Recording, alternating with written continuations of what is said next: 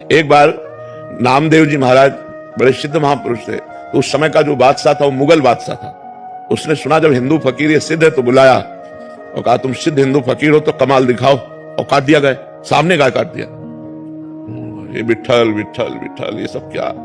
अच्छा, जो सिद्ध होते हैं उनको ये थोड़ी पता होता मैं सिद्ध होता हूं, उनको ये पता नहीं होता मैं सिद्ध हूं, क्योंकि अहंकार को पता लगता है, उनके अहंकार होता ही नहीं है, वो तो अपने को ऐसे। अब जो ही गाय काट के कहा जिंदा करो, उन्होंने गाय का सर ऐसे कहा विठल विठल विठल, गाय उठ के खड़ी हो गई। अरे बादशाह चरणों में झुक गया और उसने बड़े बड़े रत्नों से जटित एक पलंग दिया, तो उन्होंने पलंग को उठाया और नदी में फेंक दिया।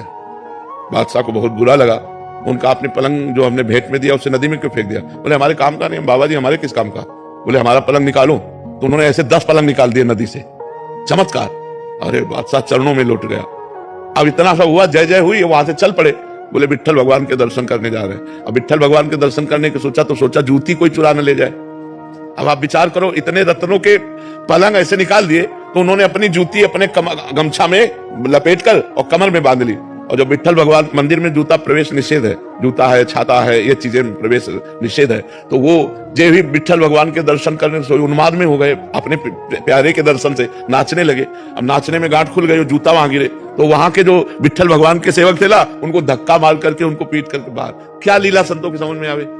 एक जगह इतने बड़े त्यागी हैं कि करोड़ों अरबों रुपए के रत्नों का पलंग फेंक देते हैं, और 2 4 5 रुपए की उस समय जूती मिलती होगी, उसमें संतों की सामर्थ्य और संतों की लीला ये समझ में नहीं आ सकती। बस उनकी शरण में हो जाए सोई पार।